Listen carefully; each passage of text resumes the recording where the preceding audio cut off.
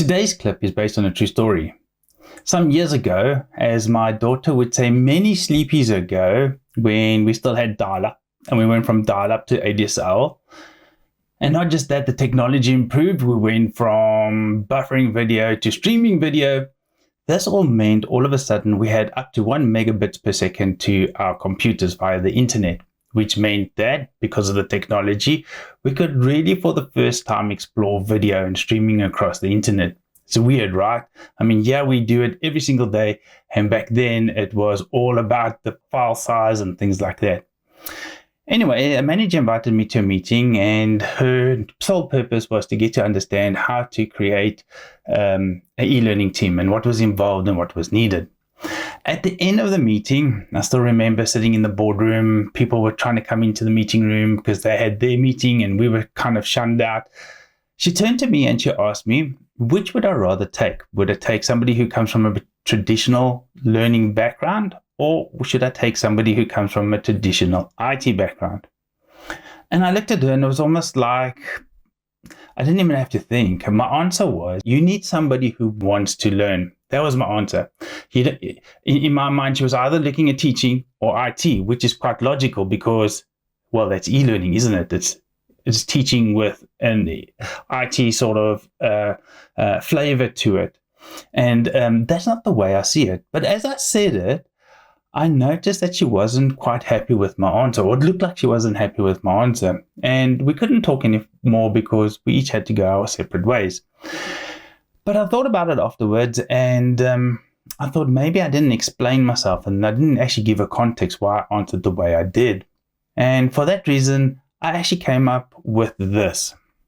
This looks like a Cartesian plane, but it's really not. What it is, it's supposed to be 4 grids. So let's just say 1 over there, 2 over there, 3, and 4. And it's in no particular order. But each grid represents something that I believe would be sort of a foundation to what an e-learner needs. There must be a strong component of teaching that's needed. And in teaching, it can be anything from a traditional teacher standing in a classroom to somebody who facilitates, to somebody who's trying to sell their learning material. In this area, they would most probably research the particular topic. They would create outcomes. They would then facilitate, moderate, assess, etc., etc. I also understand that there are different industries. So, for example, I want to call them YouTubers. YouTubers come out now. They are normally the content experts. So if I think of somebody playing chess, there's a grandmaster. He or she is going to teach people on how to play chess. They don't have to go and do research. The research is done. More than that, they got the experience and everything that they need with it. And what they do is they don't even create content in the sense of planning on what needs to be done and how it needs to be done. They just go out there and share what they know. In the second quadrant, I've got artist. Artist is always very important.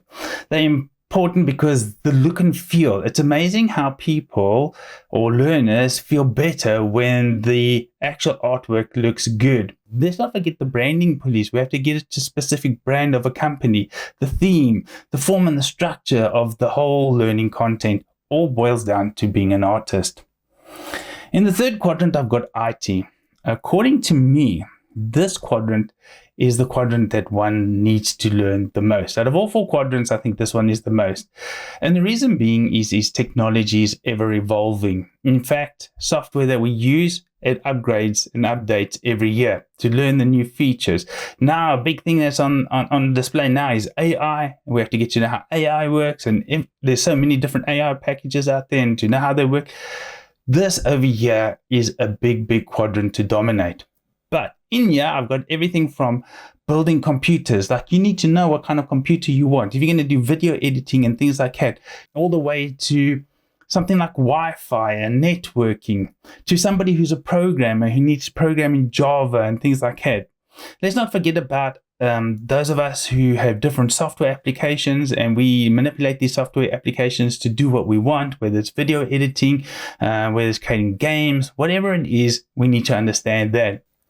The final category, I would split into 2. We get those groups of people who get a budget and those groups of people who don't get a budget and have to sell their learning material in order to make money.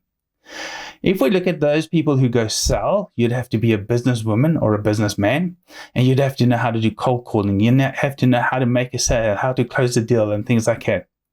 If you get a budget, the company would normally turn to you and say, listen, yeah, we need to know how much return on investment we're getting for this budget we're giving you. When the manager asked me, does she take somebody from a traditional background or does she take somebody from IT? She was only looking at two components, two elements, but there's more elements that make up e-learning.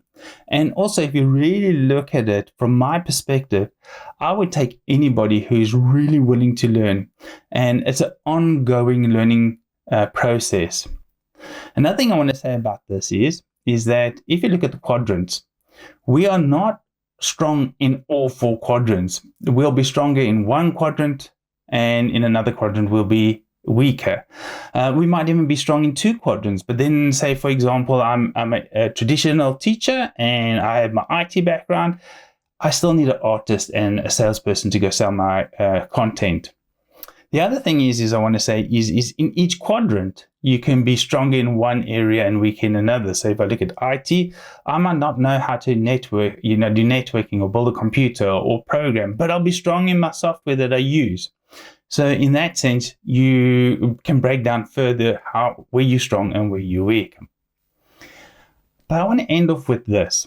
When I look, if you understand what I've just showed you, and I look at job descriptions, and you're one of those people who are seeking employment in this field, many a time I see that these job descriptions have a list of categories that they're looking in e-learning individual.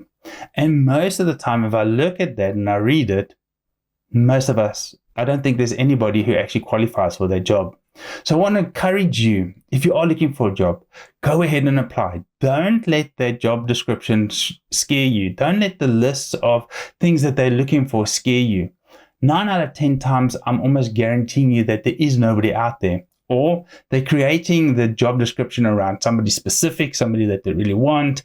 That could also be. But I want to encourage you, go ahead, go and apply for the job. And in the meeting, in the interview, don't be scared to tell them where your weaknesses are. Because I can tell you now, everybody who applies for these jobs have weaknesses.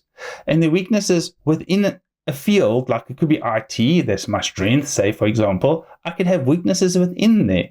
So just be open and honest. I really want to encourage you. Don't be scared. Just go ahead. Go apply for that job.